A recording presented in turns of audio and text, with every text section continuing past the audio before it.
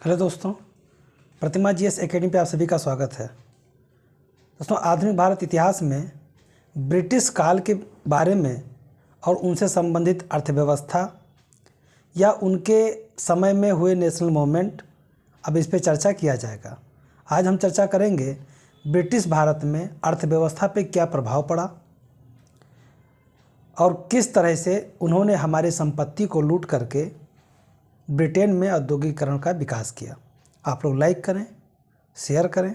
जिन दोस्तों ने हमारे चैनल को अभी तक सब्सक्राइब नहीं किया है वो सब्सक्राइब करें। तो शुरू करते हैं।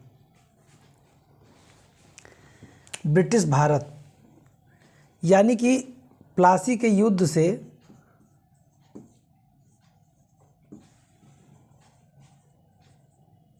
युद्ध से लेकर के और भारत के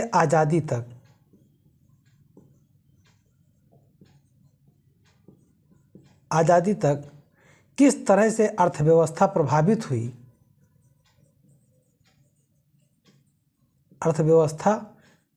हुई, हम उस पर चर्चा करेंगे। औपनिवेशिक काल में, औपनिवेशिक का मतलब होता है जब किसी पे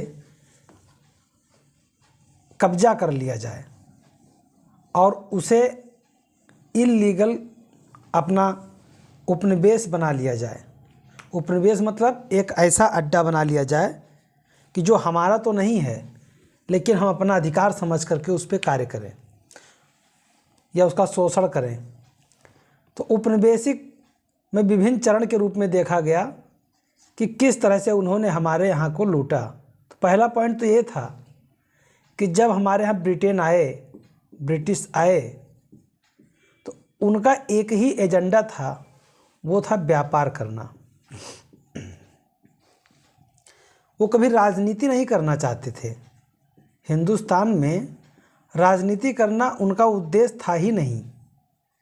लेकिन कहा जाता है कि अंधेर के हाथ में बटेर लग जाना, वही वाली कहावत यहाँ पे सिद्ध हुई कि या तो सामने वाला ताकतवर हो तो सत्ता ले लेता है और या तो तुम कमज़ोर हो जाओ तो सत्ता दूसरा ले लेगा। इसका उल्टा कह सकते हो कि या तो तुम ताकतवर हो जाओ तब सत्ता ले लो और या तो सामने वाला कमज़ोर हो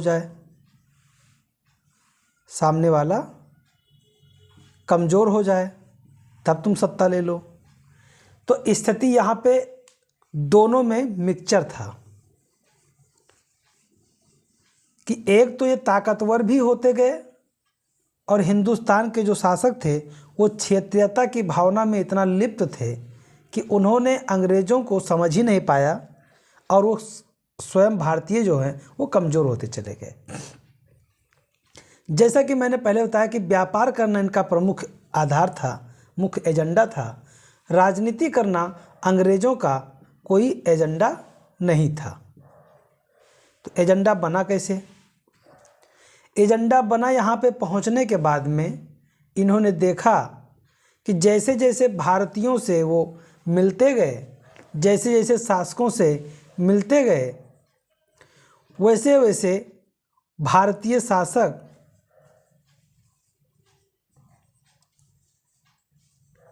आपसी षड्यंत्र में उलझे हुए हैं,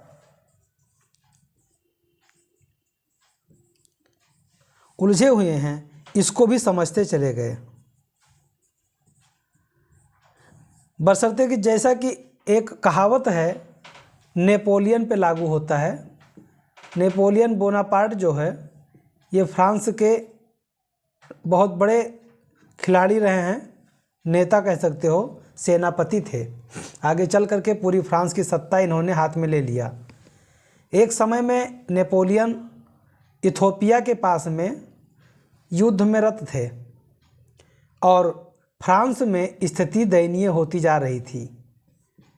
तब एक व्यक्ति ने नेपोलियन से कहा कि महोदय, फ्रांस की सत्ता आप चल के ले लीजिए, आप में वो काबिलियत है, क्योंकि फ्रांस की आबो हवा अब वहाँ के अनुकूल नहीं रहे। तो नेपोलियन ने एक शब्द कहा। नेपोलियन ने जो कहा, अब मैं उसे हिंदी में बताऊंगा क्योंकि फ्रांसीसी तो हमें आती नहीं है और हिंदी की किताब में हमने पढ़ी है, उसमें इनके बात को मैंने पढ़ा है। नेपोलियन ने कहा कि राजनीति का एक समय होता है, राजनीति का एक समय होता है और एक समय वो कब होगा इसका आकलन समय के साथ होता है, समय के साथ होता है। ध्यान से सुनिएगा, राजनीति एक समय होता है और वो समय समय के साथ होता है। यानी अभी हमारा जाना वहाँ पे समय नहीं है। अभी जनता को थोड़ी सी तकलीफ हुई है, लेकिन वो भी त्राहिमाम नहीं बोल रही है। मतलब जनता व्याकुल नहीं हुई है, जनता उस घुटन को नहीं महसूस कर रही है कि वो क्रांति ला दे। यानी तब तक मैं एक योद्धा की भांति युद्ध करता अच्छा लगता हूं, लेकिन जैसे ही नाशपाती पकने का इंतजार कीजिए, जैसे ही नाशपाती पकेगा, गिरने से पहले ही मैं पहुंच जाऊंगा। वही हुआ। आगे चल करके जैसे ही वहाँ की स्थिति फ्रांस की बदली और जनता त्राहिमाम कर ही रही थी कि नेपोलियन पहुँच करके जनता के पक्ष में कुर्सी को अपने पास ले लिया। कुछ समय बीता, फिर नेपोलियन से कहा गया कि अब तो आपका आधा से ज़्यादा यूरोप आपके कदमों के नीचे है, आप युद्ध क्यों कर रहे हैं। ये दोनों शब्द अलग अलग हैं, राजनीति नाशपाती का और जो आप बता रहा हूँ दूसरा। युद्ध क्यों कर रहे हैं, अब आप एक राजा की भांति शांत रूप से बैठ करके इसका भोग क्यों नहीं करते। तो नेपोलियन ने एक ऐसी बात बताई कि जो हर किसी व्यक्ति के लिए जहन में होनी चाहिए। उन्होंने कहा, मेरी पहचान क्या है? युद्ध, युद्ध करना और विजय दिलाना। फ्रांस की जनता मुझे इसलिए स्वीकार किए हुई है क्योंकि फ्रांस की जनता को आभास है कि नेपोलियन बैठा हुआ है और विश्व का कोई भी ताकत हमारा कुछ नहीं बिगाड़ पाएगा। और विश्व की ताकत हमसे इसलिए डरती है क्योंकि हम युद्ध में कभी पराजय नहीं होते। जिस दिन हम युद्ध करना छोड़ देंगे, उसी दिन ये फ्रांस की जनता मुझे भुला देगी। यानी इसका तात्पर्य क्या है? तो इसका तात्पर्य यह है कि जो आपकी फितरत है उसे आपको नहीं छोड़ना चाहिए, जो आपकी पहचान है उसे आपको नहीं भुलाना चाहिए, और जिस चीज़ की आवश्यकता हो उसके लिए सही समय का इंतज़ार करना चाहिए, सही समय का इंतज़ार करना चाहिए। अंग्रेज़ों ने वही किया, अंग्रेज़ों ने वही किया। 1757 के प्लासी के युद्ध से, जब प्लासी का युद्ध 1757 में हुआ था, तभी अंग्रेज समझ गए थे कि हिंदुस्तान में मूर्खों की कमी नहीं है और सत्ता की लालच में ये अपने आप को भी बेच देंगे। लेकिन जो कि प्लासी का युद्ध एक षड्यंत्र पूर्वक बिना युद्ध के जीता गया युद्ध था, मीर जाफर का एक विश्वासघात था।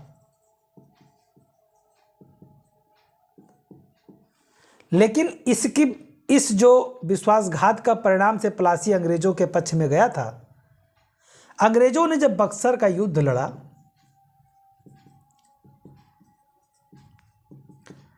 1764 में, तो ये युद्ध अंग्रेजों के कुशल रणनीति का युद्ध था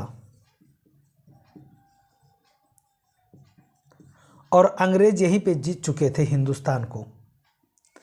हिंदुस्तान बोला जाए तो बंगाल उस समय बहुत मजबूत गढ़ था।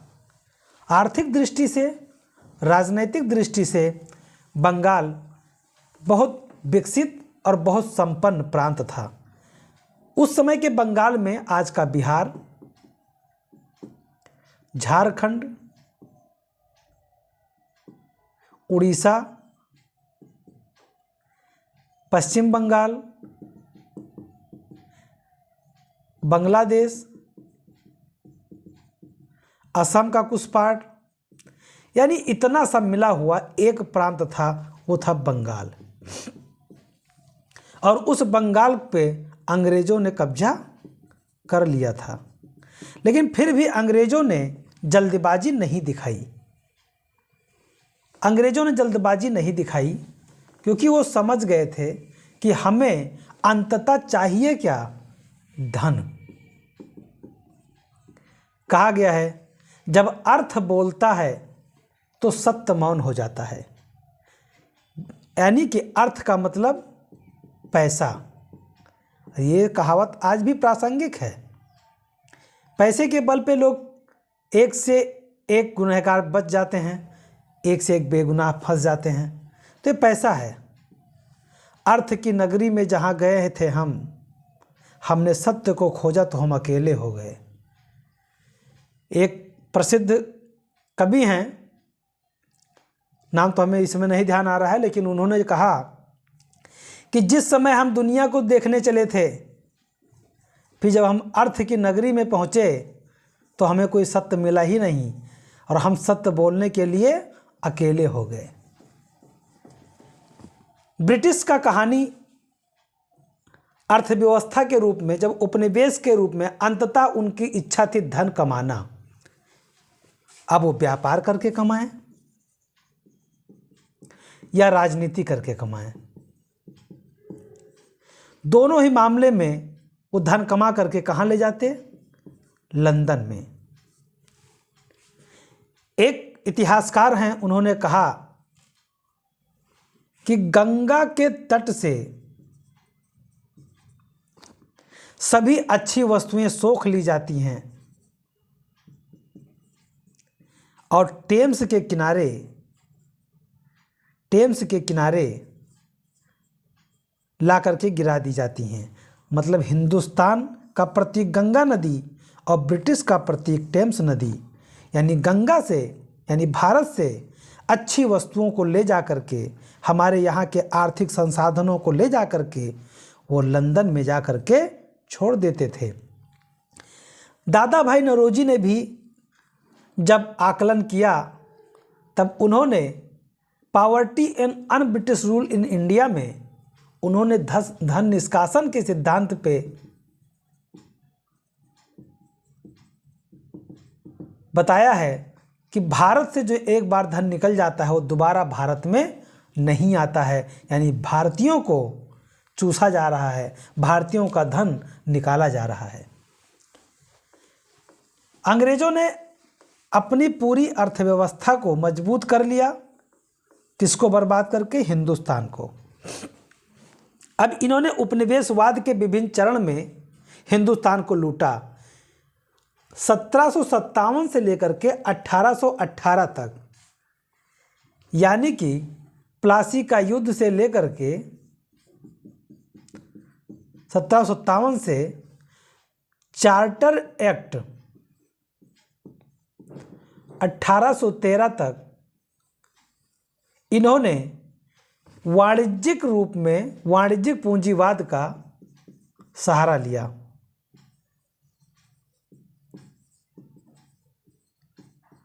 पूंजीवाद का सहारा लिया और ये जो इनका चरण था, इसमें केवल ये क्या करते रहे? किंतु परंतु के साथ केवल व्यापार करते रहे। अंग्रेजों ने सीधे सत्ता नहीं लिया, सीधे सत्ता इन्होंने नहीं लिया, ये व्यापार को बहुत तेजी से बढ़ाते रहे। वो अलग बात है कि स्थानीय शासकों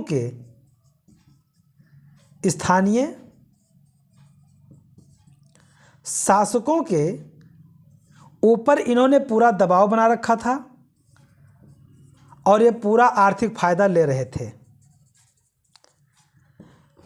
और दूसरी बात एक और था, डायरेक्ट इन्होंने 1813 तक सत्ता लिया क्यों नहीं? क्योंकि अभी मराठा पूरी तरह से कुचले नहीं गए थे। 1818 में अंततः फाइनली रूप से मराठों को पराजित करके अंग्रेज पूरी सत्ता कब्जा कर पाएंगे, यानी मराठों को दबा पाएंगे। अभी भी मराठों से थोड़ा सा संदेह था। भारत की सत्ता अंग्रेजों ने उस समय लिया जब पूरा हिंदुस्तान अंग्रेजों का हो चुका था। यानी कि इस समय तक ये केवल व्यापार करते रहे और व्यापार के फायदे के लिए हर शासक से संबंध बनाए थे, सब पर दबाव बनाए हुए थे और धीरे धीरे सबको जीत करके अपने पक्ष में करने की रणनीति को ये साधे हुए थे। दूसरा चरण आया औद्योगिक पूंजीवाद का चरण। औद्योगिक पूंजीवाद का जो चरण है वो क्या था? एक समय अंग्रेज अमेरिका पे भी कब्जा किए थे।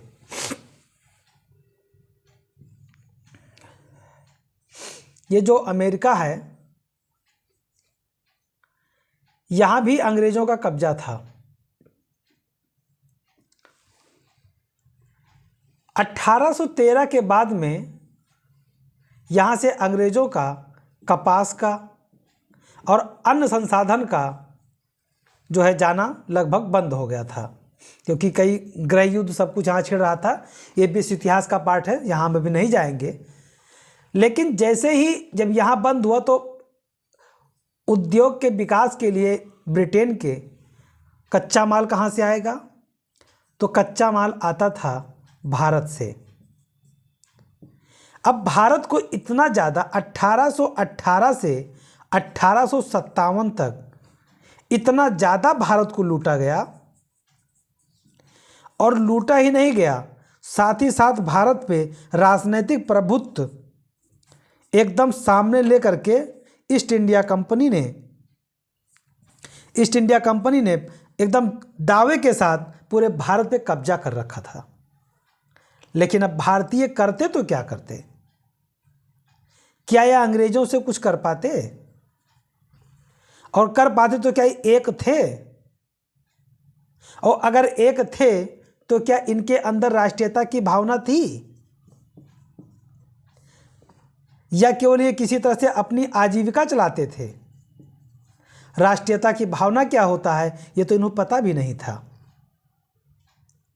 एक राष्ट्र भी होना चाहिए इसकी कल्पना भी ये नहीं करना जानते थे। तो जब कुछ पता ही नहीं होगा तो कोई भी आकर के हमें लूटेगा, कोई भी आकर के हमें छलेगा, कोई भी आकर के हमें कुछ भी बताएगा और हम मान लेंगे। यही होता रहा। 1857 तक ब्रिटेन ने हमें खूब जम करके लूटा, और साथ ही साथ हमारे जो स्थानीय शासक थे वो धीरे धीरे अंग्रेजों के पक्ष में समर्पण करते जा रहे थे। अब कुछ बगावतें थीं, जैसे झांसी, जैसे लखनऊ, जैसे हैदराबाद, जैसे मद्रास। ये कुछ ऐसी रियासतें थीं जो नहीं स्वीकार कर पा रही थीं। लखनऊ की जगह अवध समझिए, ये नहीं स्वीकार कर पा रही थीं। जैसे झांसी में झांसी की रानी लक्ष्मीबाई जी कहती हैं, मैं झांसी नहीं दूंगी, मतलब अंग्रेज़ों से कहती हैं मेरी झांसी को छोड़ दो, हम तुम्हारे आगे नहीं आएंगे। लेकिन अगर तुम हमें सोचो कि मैं तुम्हें झांसी दे दूंगी तो ये तुम्हारी भूल है। मैं झांसी नहीं दूंगी, मैं झांसी नहीं दूंगी। ये क्या शब्द, ये शब्द क्या दिखाता है? ये शब्द राष्ट्रीयता को नहीं दिखाता है। अब कुछ लोग भावुक मत हो जाइएगा कि अरे रानी झांसी के बारे में कैसे कह राष्ट्रीयता नहीं था। इतिहास पढ़ रहे हैं तो भावुक मत होइए, तटस्थ होकर के पढ़िएगा। ये दिखाता है तो क्या, ये क्षेत्रीयता दिखाता है कि तुम मेरे झांसी को छोड़ दो, हम हिंदुस्तान की लड़ाई में तुम्हारे खिलाफ नहीं जाएंगे। लेकिन जब झांसी भी चला गया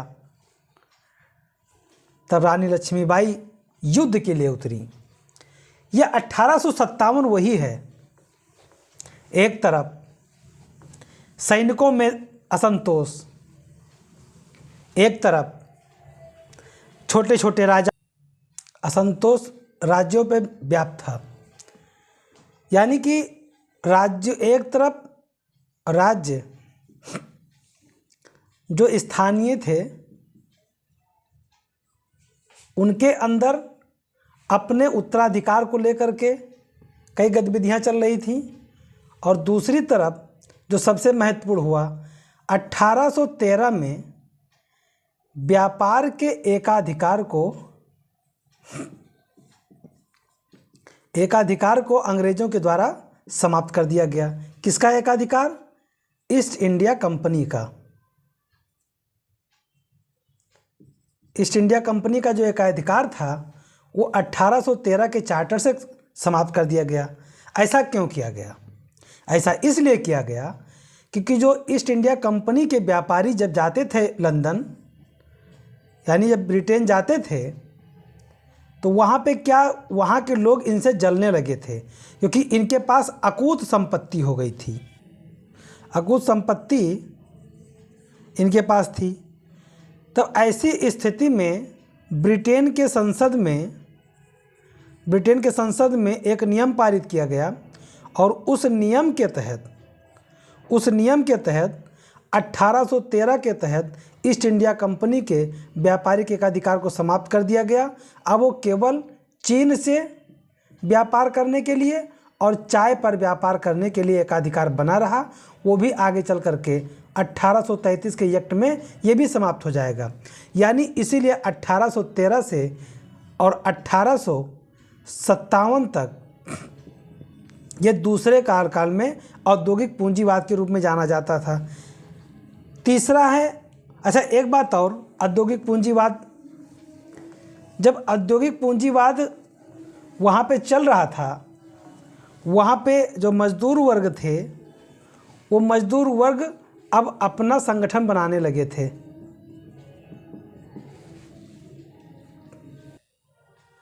अब मजदूर वर्ग संगठन बनाने लगे। अब यहाँ पे क्या हुआ कि एक तो औद्योगिकरण के वजह से यहाँ के मजदूर हो गए क्या, पैसा वाले। जब यहाँ के मजदूर पैसा वाले हो गए तब अब यहाँ के जो औद्योगिक वर्ग था उसके अंदर आ गया कि अब हम अगर मजदूरों को पैसा ज़्यादा देते रहेंगे तो हमें लाभ कैसे होगा। और दूसरी बात ये कि 1813 के तहत एकाधिकार को भी समाप्त कर दिया गया था अंग्रेज़ों के, मतलब ईस्ट इंडिया कंपनी के। तो अब यहाँ के लोग भारत में निवेश कर सकते थे, भारत से व्यापार करके लाभ कमा सकते थे।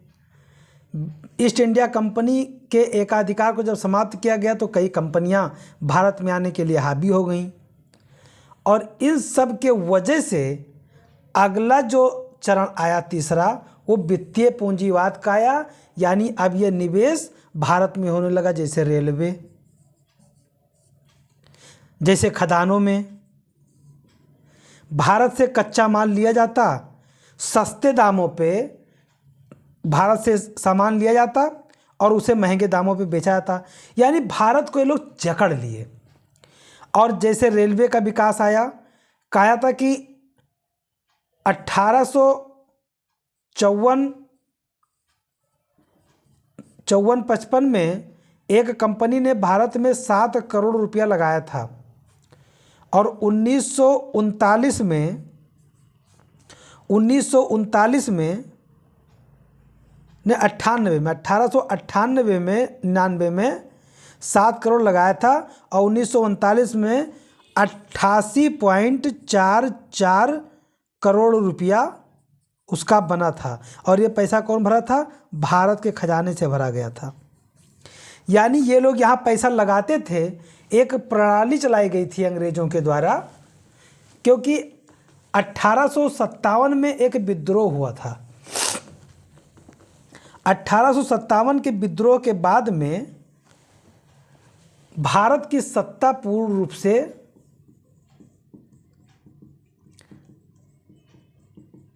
से किसके पास चली गई थी? ब्रिटिश सरकार के पास, यानी कि क्राउन के पास, यानी कि ब्रिटिश महारानी के पास। अब भारत की वो पूर्ण रूप से नेतृत्वकर्ता हो गई थी और पूरे भारत की शक्ति ब्रिटिश के नियंत्रण में आ गया था और व्यापारिक गतिविधियों का काम समाप्त हो चुका था। अब एक प्रणाली लाया गया, उसे बोला गया गारंटी प्रणाली। यानी जो भी अगर ब्रिटेन का कोई भी उद्योगपति अगर भारत में पैसा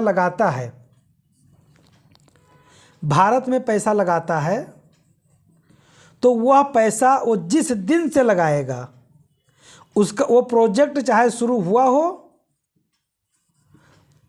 हो या नहीं, उसी दिन से उसको ब्याज मिलने लगेगा।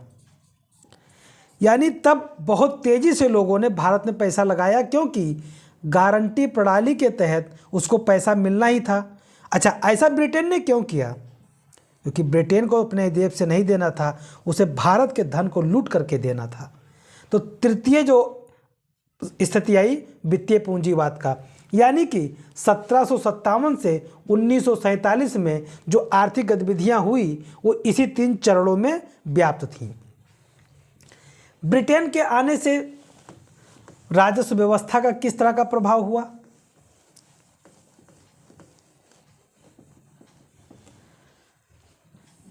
दूसरा पॉइंट था राजस्व व्यवस्था। तो राजस्व व्यवस्था भी 3 तरह की थी। पहला, स्थायी बंदोबस्त, इसे ही इस्तमरारी बंदोबस्त कहा जाता था।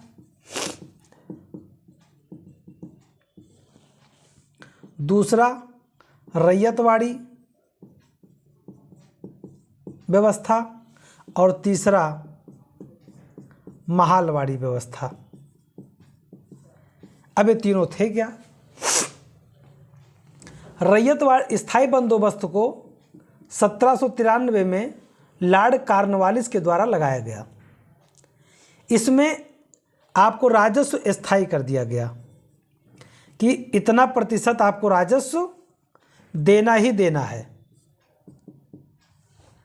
अब आपका फसल हो ना हो, आपने कमाया हो ना कमाया हो, नहीं फर्क पड़ता। और ये वसूलता कौन था? जमींदार। और जमींदार कौन थे? भारतीय। अंग्रेज इतने चालाक थे कि उन्होंने भारतीयों को ही भारतीयों का दुश्मन बना दिया। अब ये जितना ज़्यादा कमाएंगे, 1/11 भाग जमींदार अपने पास रखते थे और बाकी 11/10/11 भाग किसको देते थे? अंग्रेज को। तो अपना ज़्यादा से ज़्यादा वसूलने के लिए भारतीयों का ही दुश्मन बन गए। रैयतवाड़ी व्यवस्था में क्या था? रैयत, ये सब मैं बहुत अच्छे से एक्सप्लेन करके पढ़ाऊंगा, इसीलिए मैं यहाँ पे केवल आर्थिक प्रभाव पे बता रहा हूँ। तो क्या क्या प्रभाव पड़ा उसको समझा रहा हूँ। रैयत का मतलब ये था कि जब स्थायी बंदोबस्त में देखा अंग्रेजों ने कि यार हमको तो भी एक मुश्त ही पैसा आएगा, हम बढ़ा घटा पाएंगे नहीं, लेकिन अगर हम मीडिएटर यानी जो जमींदार को पैसा हम देते हैं, अगर हम जमींदार हटा दें, सीधे किसान यानी रैयत से सीधे व्यवस्था रखें। रैयत मतलब होता है किसान, और ऊपर ब्रिटेन, बीच में कोई ना हो तो हम ज़्यादा पैसा कमा सकते हैं। तब रैयत व्यवस्था या रैयतवाड़ी व्यवस्था। उसके बाद कुछ जगहों पे अंग्रेज़ों ने सोचा कि कुछ किसान पैसा नहीं दे रहे हैं और वो जुकाम हो गया है, वो भाग जा रहे हैं, तब उन्होंने महालवाड़ी व्यवस्था लगाया। अब महालवाड़ी क्या था कि एक गांव में अगर मान लीजिए 10 घर हैं, और इनके सब के इन सब का पैसा मिला करके अगर इनका बनता है 10 रुपया, इनका बनता है 5 रुपया, यानी ओवरऑल मिला करके बनता है अगर 100 रुपया, तो इसी में से किसी एक व्यक्ति को चुना गया और कहा गया कि मैं आपको जिम्मेदारी देता हूँ पूरे गांव के पैसा को कलेक्ट करके 100 रुपया जब सबका मिल जाएगा तभी लाना, और अगर कोई एक नहीं देता है तो पूरा गांव जिम्मेदार होगा। यानी अब पूरे गांव के लोग या तो सीधे सीधे पूरे गांव के लोग भाग जाएं, और या तो अगर एक भी व्यक्ति है तो पूरे गांव का पैसा भरना पड़ेगा। और इसलिए इसे महलवाड़ी व्यवस्था के नाम से जाना गया। और पूरे के पूरे गांव को एक व्यक्ति अगर भागता था तो वो सज़ा पूरे गांव को मिलती थी, और इसलिए सब लोग एक होकर के तो भाग जाते थे, या तो आत्महत्या कर लेते थे, और या तो पूरा किसी तरह से इनको पैसा देते थे। तो राजस्व व्यवस्था में भी भू राजस्व व्यवस्था भी 3 तरह की आई, दिक्कतें ज़्यादा होती चली गईं। और क्या प्रभाव पड़ा? अगला प्रभाव पड़ा दस्तकारी का विनाश। अब ये क्या होता है? अगर कुछ लोग गांव से जो लोग होंगे वो आज भी देखते होंगे, बढ़ई, लोहार, धोबी, मोची, ये जो समुदाय हुआ करते थे, बढ़ई लकड़ी का काम करते थे, लोहार लोहे का काम करते थे, धोबी कपड़ा धुलने का काम करते थे, मोची जूता बनाने का कार्य करते थे। ये सब काम कौन ले लिया? मशीनों ने। और जब मशीनों ने ले लिया तब ये लोग क्या हो गए? खाली हो गए। अब इनके बनाए जूता, ये एक दिन में 3 जोड़ी बनाएंगे जूता, और एक जोड़ी पे अगर ये 5 रुपया लेते हैं तो दिन भर में 15 रुपया, यानी एक जोड़ी में अगर मान लीजिए एक जोड़ी 10 रुपया का बेचते हैं, उसमें 5 रुपया लागत लगा, 5 रुपया प्रॉफिट। तो जब मशीनें आ गई तो एक जोड़ी जूता 1 रुपया प्रॉफिट, 1 रुपया लागत, 2 रुपये में ये जूता बना दिए। अब 2 रुपये का जूता मार्केट में आ गया, एक दिन में 3 जोड़ी, और एक दिन में 100, 200, 500 जोड़ी। अब ये मार्केट में जब स्थान ले लिए तो इन्हें तो भागना पड़ेगा। अब ये भागेंगे तो जाएंगे कहाँ? भाई जब मशीनों ने स्थान ले लिया तो ये भाग के कहाँ जाएंगे? या तो इनसे ज़बरदस्ती काम लिया जाता था, इन्हें बना दिया गया मजदूर। अब ये मजदूरी करते तो पैसा नहीं पाते, तब ये भाग के गए गांव में। और अगर गांव में जाते हैं, सब लोग जानते हैं गांव की स्थिति क्या होती है, गांव का महत्व क्या होता है। जब जब पृथ्वी पर असुरों ने अति भीषण अत्याचार किया, तब तब नर रूप बना करके नारायण ने अवतार लिया। ये कहावत सिद्ध होती है। कब सिद्ध होती है? जब कोविड का प्रभाव पड़ा तब लोगों को गांव दिखा। मेरा गांव मुझको याद आने लगा, 4 पैसे कमाने गया था शहर, मेरा गांव मुझे याद आने लगा। गांव में खाना था, गांव में खेती थी, गांव में दाल रोटी मिल सकती थी। शहर के लोग जो शहरी कहते थे अपने आप को, वो एकमात्र छोटी सी कह सकते हो, या जो भविष्य का जिस तरह का पर्यावरण का नुकसान हो रहा है उसके आकलन से देखा जाए तो कोविड-19 एक छोटा सा ही महामारी था कि उसने हर शहरी को गांव की याद दिला दिया। उसी तरह का जब पहले अंग्रेज़ों के समय में जब छोटे काश्तकार, छोटे दस्तकार, छोटे शिल्पकार, जब इन लोगों ने अपना खुद का जो उनका ब्रांड था, सेल्फ ब्रांड, जब वो समाप्त हुआ, अंग्रेज़ों के मजदूर बने, तो वो कहाँ भाग के चले गए? वो गांव में चले गए। गांव में फिर किस पे बोझ पड़ा? कृषि पे पड़ा। और कृषि भी स्थिति अच्छी नहीं थी, क्योंकि राजस्व अच्छे से लिया जा रहा था। तो क्या आया? दरिद्रता आया। अंग्रेज़ों ने हमारे भारत को दरिद्र बना दिया। लेकिन हमारी भारत की भूमि, कहा जाता है कि मैं उस देश में रहता हूँ जिस देश को सोने की चिड़िया कहा जाता है। मैं उस देश की मिट्टी को नमन करता हूँ जो कितनी बार लूटा गया, सदियों सदियों लूटा गया। 712 से लगा करके, उसके पहले तो कबीलाई आते थे, हमारे यहाँ बन के रह जाते थे, लेकिन 712 के बाद से भारत को क्यों लूटा गया और हम फिर भी आज 5वीं सबसे बड़ी अर्थव्यवस्था विश्व की बन चुके हैं। और 2027 और 28 तक संभवतः हम विश्व की तीसरी बड़ी अर्थव्यवस्था बन जाएंगे। ये हमारे भारत की भूमि की ही देन है, हमारी भारत भूमि की महानता है। अंग्रेज़ों ने हमें खूब लूटा, यानी जितने भी प्रकार के हमारे साहूकार थे, जितने भी प्रकार के हमारे साहूकार का शब्द तो गलत हो गया है, साहूकार तो अंग्रेज़ों के ही चाटुकारिता करते थे, लेकिन जो हमारे शिल्पी थे,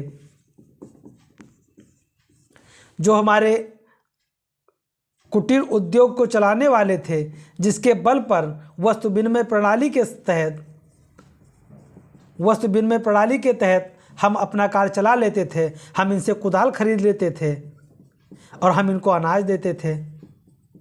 हम धोबी से कपड़ा धुलवा लेते थे, हम उनको अनाज देते थे। हम जाते थे बढ़ई से अपने जो फर्नीचर थे उसे बनवा लेते थे और हम उन्हें अनाज देते थे। यानी एक सामान दे करके दूसरा सामान ले लेते थे और बहुत आसानी से हमारी गतिविधियां चलती थीं। उसे अंग्रेज़ों ने समाप्त कर दिया। अंग्रेज़ों ने क्या दिखाया, जैसे कई आजकल के मूवियों में दिखाया जाता है, हम जनजातियों को हटाना चाहते हैं और यहाँ पे कॉन्वेंट स्कूल बनवाएंगे। तो वही स्थिति है कि सपने दिखा करके लूट लिए। संपत्ति का पलायन, अगला पॉइंट है संपत्ति का पलायन। ये सब प्रभाव है, ये सब अंग्रेज़ों के वजह से हमारे भारत पे जो आर्थिक प्रभाव हुआ, ये वो प्रभाव है। पलायन कैसे हुआ? ये अंग्रेज हैं, एक्स व्यक्ति ये भारतीय है और वाई व्यक्ति ये भी भारतीय व्यापारी है और ये जड़ व्यक्ति हैं जो सबसे बड़े व्यापारी। भारतीय से बोले कि देखो भाई, हम तुम्हारा सामान लेंगे 2 रुपये में, और इनसे बोले कि हम तुम्हारा सामान लेंगे 2 रुपया 50 पैसे में। ये है मीडिएटर किसका? अंग्रेजों का। और इनसे जब ये अंग्रेजों के पास गए और अंग्रेजों से बोला कि हमारे पास 2 किलो अनाज है, 2 किलो अनाज है, आप ले लो, तो इन्होंने कहा हम 2 रुपये में लेंगे। अब ये जो जमींदार हैं इनसे 2 रुपया 50 पैसे में ले रहे हैं। अब ये इनको देंगे 2 रुपये में, फिर ये खरीदने लगे कि भाई देखो तुमको 2 रुपया 25 पैसे में दो। अब इनको लगा कि ये बाहरी हैं, ये तो हमारे अपने हैं। इन्होंने सभी लोगों को खरीद लिया, जितने लोग थे लोकल में, अंग्रेज़ों ने इनको बीच में बना करके सारे कच्चे माल को खरीद लिया और अब अंग्रेज इनसे 2 रुपया 50 पैसे में सब ले लिए। जब इनसे खरीद लिया सब, अब इनके पास क्या हुआ? एक्स के पास खाने को नहीं है और ये अपने खाने भर का भी जमींदार हैं, होशियार हैं, ये अपने पास खाने के लिए रख लिए। लेकिन अब जब ये उसी को प्रसंस्कृत करके, मशीनीकरण करके अब पैकेट में बना दिए, अब इनको खरीदना हो तो जो इन्होंने 2 रुपये में इनको बेच दिया था, अब इनसे 10 रुपये में खरीदने के लिए बाध्य हो गए। यानी कि अब यहाँ से पैसा आएगा, ये जितना पैसा प्रॉफिट होगा वो एक बार लंदन चला गया तो दोबारा नहीं आएगा। यानी पैसा निकलता रहा। यानी संपत्ति का भारत से पलायन होकर के लंदन में चला गया। कपास हमारे यहाँ बोले, भारतीयों से अंग्रेज़ों ने कहा कि देखो भाई, तुम कपास उपजाओ और हम तुम्हारा कपास खरीदेंगे, हम नगद पैसा देंगे। भारतीय भोले थे, वैसे भारतीय होते भी बहुत भोले हैं, बड़े समझदार बेचारे, इन पे दया आती है। हम भी भारतीय हैं, हमें अपने ऊपर भी दया आती है, तो इनको भी ऊपर विदय आती है। अंग्रेज़ों ने कहा कि देखो तुम गेहूँ बोते हो, भारतीयों ने कहा हाँ हम बोते हैं। तो इन्होंने कहा गेहूँ बोते हो तो कितना कमा लेते हो? बोले 1 कुंटल हो जाता है अगर तो 50 किलो तो तुम राजस्व में ले लेते हो, 50 किलो बचता है तो 25 किलो खाने के लिए रख लेते हैं और 25 किलो बेच देते हैं, 25 रुपये मिल जाता है। कहे तो तुम इसमें कपास बो, और कपास से तुम अगर 2 कट्ठा इकट्ठा करोगे तो तुमको मिलेगा कितना? 200 रुपया। 200 में तुम 100 रुपया राजस्व दे देना, तब भी 100 बचेगा। 100 रुपये में 50 रुपये में तुम 50 किलो मतलब 50 किलो अपना राशन खरीद लेना, तुम्हारे पास पूरे 50 रुपया बचेगा। अब भारतीयों की आंख एकदम बड़ी हो गई, अरे ये तो कितना फ़ायदा बता दिया हमको। अब सबको कपास बोवा दिया। जब सबको कपास बोवा दिया तब गेहूं कोई बोएगा नहीं, सबको फ़ायदा चाहिए। अब जब गेहूं बोएगा नहीं और उसके बाद जब इनका कपास तैयार हुआ तब इसने कहा भाई देखो हमें तो कपास चाहिए नहीं। हाँ, जब बोले थे हम तो हमें ज़रूरत थी, अब हमारी ज़रूरत तो अलग से पूरी हो जा रही है क्योंकि हम अमेरिका से मंगा लेते हैं। जब तुमको हम बोले तो हमारा अमेरिका से लड़ाई चल रहा था, अब हमारी दोस्ती हो गई है, अब हम तुम्हारा कपास नहीं खरीदेंगे। अब ये जो भोले भारतीय हैं ये हो गए कौवा। अब ये सोचा हमने गेहूं बोया नहीं, कपासें खरीदेंगे नहीं, हम खाएंगे क्या? अब इनसे बोले अंग्रेजों से, अरे भैया ले लो, ठीक है तुम 200 मत देना, हमको 100 ही दे दो। तो बोले रुपया हम आपको 20 देंगे, देना है तो बताओ और नहीं रहने दो। अब करता मरता क्या ना करता, 20 में बेच दिए। अब 20 में बेचे तो 10 रुपया कौन ले गया? राजस्व में। और जिससे पैसवा लेकर के बोए थे वो साहूकार बोले हमारा पैसवा कब दोगे? 10 रुपया कौन ले गया? बचा कुचा साहूकार, और ये लगा लिए फांसी, कर लिए आत्महत्या। यानी कि किसी भी स्थिति में जब धन का स्थिति यहाँ से चला गया तो किसान मरने पे उतारू हो गए, यानी अंततः नुकसान भारतीयों का ही हुआ। अब दूसरा, कृषि का वाणिज्यीकरण हुआ। ये जो मैंने पॉइंट बताया ये भी एक वाणिज्यीकरण का ही पॉइंट था। अब कृषि का अगला पॉइंट है कृषि का वाणिज्यीकरण इन्होंने किया। इन्होंने कहा आप नील का उत्पादन करो, हमसे, तुम्हारे पास पैसा अगर नहीं है कोई बात नहीं, तुम हमसे पैसा ले लो, अग्रिम पैसा ले लो। अब जब अग्रिम ऋण दिया जाएगा, अगर आप किसी को पैसा दिए हो, अगर कोई तुम्हारे पैसे के बल पे काम कर रहा है तो तुम उसको 4 गाली भी दोगे तब भी वो सुनेगा, क्योंकि तुम्हारा पैसा लिया है भाई। अंग्रेजों ने अग्रिम ऋण दे दिया। अब इनसे कहा तुम नील की खेती करो, इनसे कहा तुम कपास की खेती करो, तुम अनाज का उत्पादन कम से कम करो।